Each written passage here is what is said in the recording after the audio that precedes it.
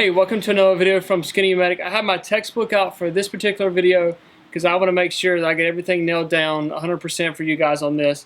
And I don't misspeak or anything like that, so I may actually put some definitions on the screen just to make 100% sure that I don't misspeak and give you guys some bad information on this. So this video, I want to talk about consent.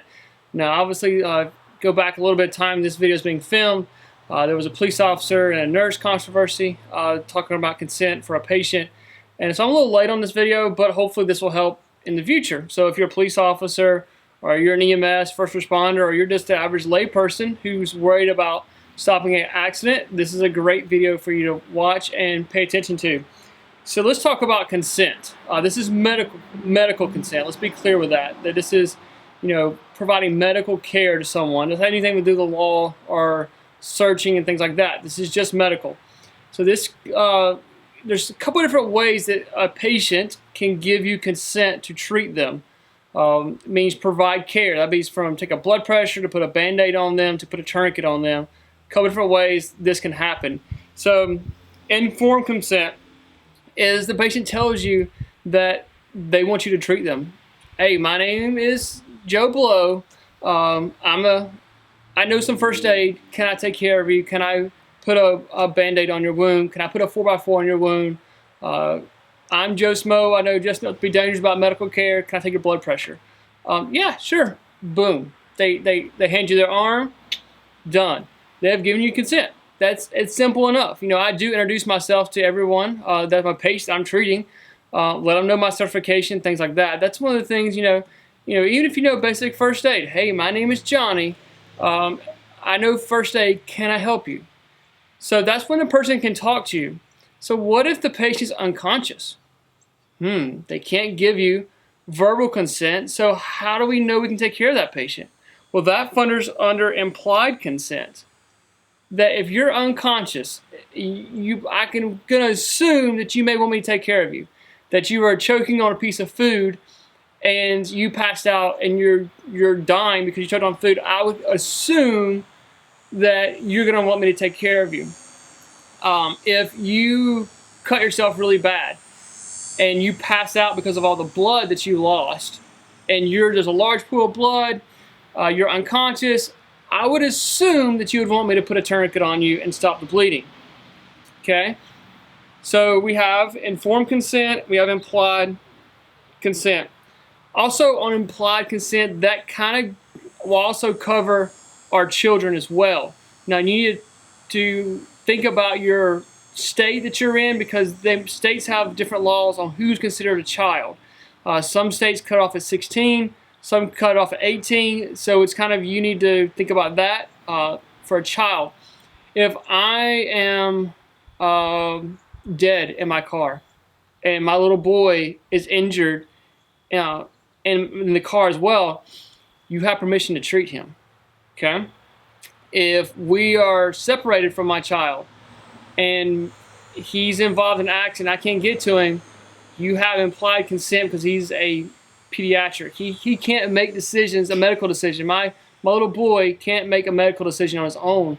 So you, as an adult, as hopefully a responsible adult that has some kind of medical training, you can treat my son. Okay, now if I get there and I'm like, don't touch my kid, I'll do it. You can no longer touch my kid. So that's kind of the pediatric version of that as well too, is an implied consent. There's also an express consent. So it means, hey, my name's Dietrich, I'm a paramedic, and you're like, help me, help me. Okay, if you're like holding this bandage here and you come running up to me and say, help me, I don't have to ask if I can help you, okay? If you come sprinting up to me and you got a tourniquet and you're like, I can't get this cat tourniquet tight enough, then that's going to assume that I can treat, just express consent. So this next part, I'm actually probably going to read it so I can read it verbally and make sure we get it correct. This is where that nurse police officer's controversy came into effect. And it said, some EMS personnel incorrectly use the term involuntary consent to refer to situations in which a law enforcement officer or legal guardian grants permission to treat someone who is under arrest or otherwise in custody, incapacitated, a minor, or for other reasons. Involuntary consent is actually an oxymoron because the consent can never be involuntary. Persons under arrest or in prison do not necessarily lose their right to be involved in medical treatment decisions. It is not uncommon for a law enforcement officer to direct EMS personnel to treat a person under arrest, but the paramedic should continue to follow informed consent guidelines. If a prisoner refuses treatment, medical control should be involved, which means I call a doctor. So those are kind of things we can look at. You have informed consent. Means that they verbally give you permission to take their blood pressure, and maybe sometimes that's all it is. Like, I don't want you to treat my fracture. I don't want you to give me any morphine. Just take my blood pressure and give me a ride to the hospital. Sure you don't want any morphine? I don't want any morphine. They don't get morphine. So that's kind of like, you can talk about your treatment plan to them. They may say, for you guys, yes, I'd like a Band-Aid, but no, I don't want a 5-9. I don't want you to put a tourniquet on it. I don't want you to know that cool stuff. Just put a Band-Aid on it. Okay, I'll put a Band-Aid on it. So express consent is a type of informed consent that occurs when the patient does something, either by telling you or by taking some sort of action that demonstrates he or she is giving you permission to provide care. Implied consent is a form of consent to be given by unconscious adults or by adults who are too ill or injured to verbally give that consent in an emergency life-threatening situation. So, hope this helps. I kind of hope that clears up a little bit. Like I said, there's a lot of confusion about that, and I just want to kind of provide a little bit of information to you guys. So, hope this video helps. You never know when you'll be the first responder, when you're the right gear and the right training.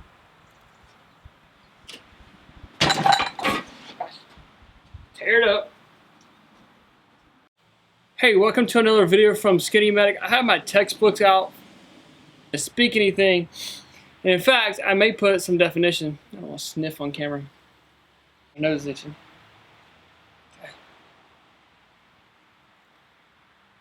Hey, welcome to another video from Skinny Medic. I want to do a video for you